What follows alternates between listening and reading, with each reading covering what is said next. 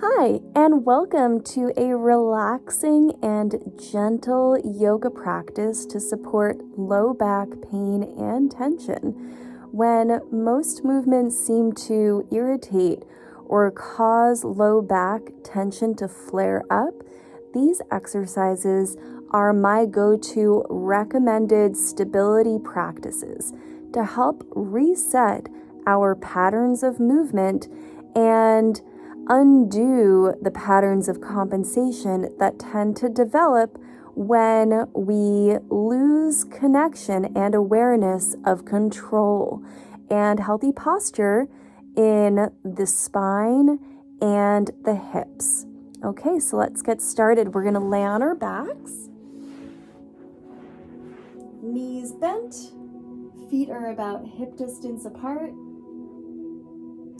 and actually get a little bit closer here. Okay, so we're gonna start simply laying on the back, and you can find hip distance, approximate hip distance, by finding these bony prominences in the front of the hips. And from there, lining up the middle of your thigh and the middle of the knee. So we'll begin taking a few slow breaths into the belly.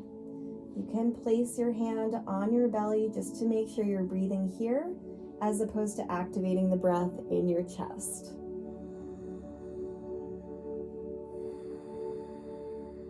After a few slow breaths, you're going to bring your focus to your sacrum, that flat, bony prominence on your low back at the base of the spine.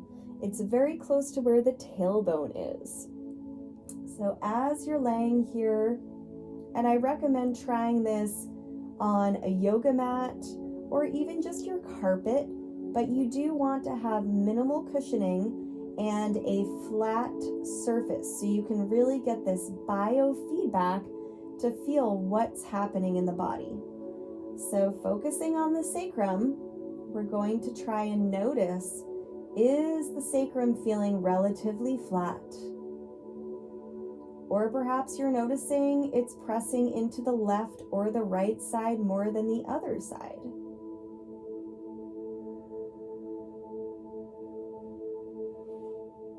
Okay, and on your next breath, simply do your best to let go, allow the sacrum to make contact a little bit more with the floor. Just letting go. Okay, and next we'll bring our focus up to our shoulder blades, those two triangular shaped bones on the upper back. Same thing here as we did with the sacrum, breathing, noticing if we can feel one of the shoulder blades more than the other. And on your next exhale, see if you can let go of the upper back and the shoulders, the neck and the head.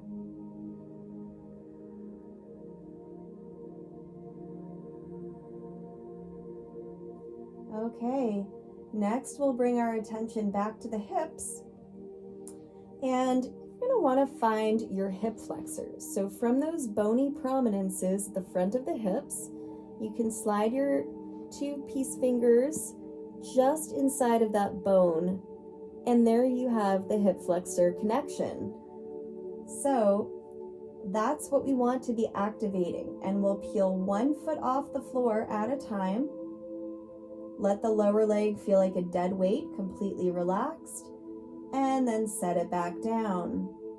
As you lift the foot off the floor, do your best to stay level on your sacrum rather than lifting and tilting over to that side.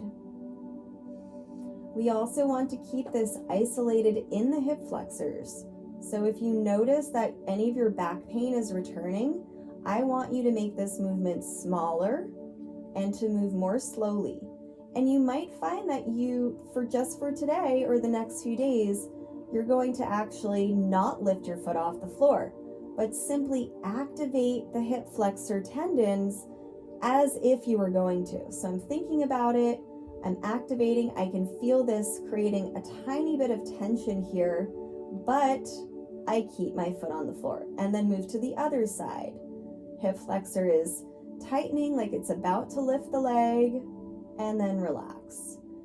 If you're not going into the low back with any effort and you're finding you can isolate this here, then you can go ahead and lift your foot off of the floor a centimeter or two and put it back down. Still breathing into the belly this whole time. Okay, and do this for about 30 seconds total. It doesn't matter how many reps you do, it's more about the quality of each movement. All right, and when you're done with those two, I want you to bring your feet together to touch, and then we'll slowly open our knees as wide as is possible. And then once you meet that edge of your range of motion, you will bring the knees back together to touch. Okay, and we'll go back and forth through this full range and back together. Okay, and I'll show you from a slightly different angle. Slowly the knees are going apart as far as is comfortable and slowly back to touch. All right, and after about 30 seconds of that movement, you're going to step your feet even wider, about the width of a yoga mat. And same thing here, knees to touch. Breathing into the belly, knees apart. Do not correct your feet or adjust your feet. Simply roll onto the outside edge of the foot as happens organically. And then bring the knees back to touch. As we're going back and forth here, we're visualizing the leg bone, also called the femur, moving in the hip socket, and we're staying balanced on the sacrum. Okay, once again, about 30 seconds of movement. Okay, next, bring your feet back to about hip distance. We want to bring one leg in towards the belly and bring the other leg in towards the belly. If you are able to place your hands on your kneecaps, do that. Otherwise, you can simply grab a hold of anywhere on the leg, on the upper leg, that feels comfortable. On our inhale, we're going to let everything relax and use our arms to guide the legs away from the body as far as is comfortable. On the exhale, we'll use our arms to pull the legs back into the body. Okay, and let's do 4 more. Inhale out. Exhale in. Inhale out. Exhale in.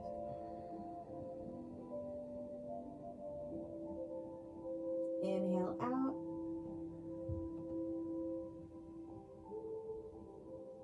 Exhale in.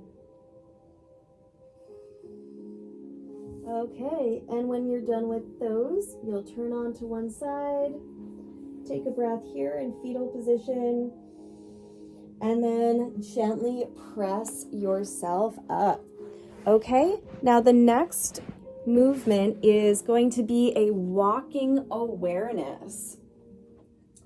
So come to standing, and you're going to take a couple of laps, so you need a little bit of room that you can walk back and forth. And we're going to start with our feet at hip distance apart, just as we did when we were laying on the floor. So you can find your bony prominences in the front, and that's about where your legs, your ankles, and your feet need to line up. Okay, and then just think about we're finding a balance between relaxation and effort to standing as upright as possible. Okay, then we're simply going to walk in slow motion. So stepping a normal size step, heel, ball, toe. That's the foot that's stepping. We want the knee to be relatively straight as is possible without locking out the knee. Now the back foot is very important. we want to keep that heel down in the back a little bit longer than you think that you need to, because most of us lose this awareness over time and we don't keep the heel down, which means that we end up bending the knee and we never bring our leg into extension, which means the leg is actually behind the body and we're opening the front of the hip. Okay, and when we don't bring the leg into extension, we end up tensing and overworking the low back. So this is how we want to walk. We keep that heel down and then we get ready to take another step. So the knee does need to bend, but then as I go to step on this foot, same thing here. Straight leg, heel, ball, toe, back foot, allowing the hip to go into extension. So keep that heel down a little bit longer than you think that you ought to. Relax the knee to step forward. Again, straight leg, stepping heel, ball, toe, back heel, staying down a little bit longer than it wants to. Okay, so that is how we do an aware walking practice. And I want you to do a couple laps back and forth, just thinking about standing nice and tall, stacking head over heart. Oh, keep that heel down. Head over heart, heart over pelvis. I'm not flaring out my rib cage here or collapsing the chest, but finding somewhere in the middle. Okay. And last but not least, we're going to come back on the floor. You can also do this next exercise while you're still on the floor before you do the walking practice if you prefer. Same setup here. Laying on the back, balancing on the sacrum, feet are hip distance apart, everything relax. And all you need to do is contract left and right glutes at the same time. Like you're turning on a dimmer switch of a light and then slowly turning that dimmer switch off. Slowly and with control, we relax the glutes. So we'll do this for about 30 seconds to a minute. Right and left glutes contract, and then they relax. Keeping this totally isolated in the glutes. Do not use your back or your abdominal muscles or any other part of your body to contract. If you find yourself going into the back, like I'm noticing that my SI joint is talking a little bit, I want you to make this glute squeeze a little bit lighter with less effort. Make it so small that it's almost imperceptible until you realize, yes, I am truly only squeezing the glute muscles here. And you can even use your peace fingers again to kind of check it out. Are they contracting or is something else working here? Okay, and then I do recommend returning to one more set of holding the upper legs or hands on the kneecaps, inhaling the knees away, exhaling the knees towards you again. If you find that you're still having any back tension after another set of this movement, bring your feet back to yoga mat distance apart, open your arms, and bring the knees slowly from side to side like windshield wipers. This will help bring a little more relaxation and gentle movement to the low back and hips.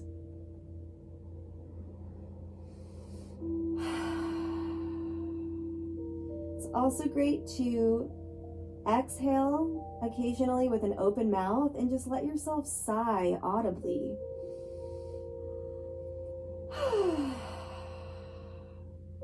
This can really help with the physical relaxation as well as letting go of mental and emotional stress.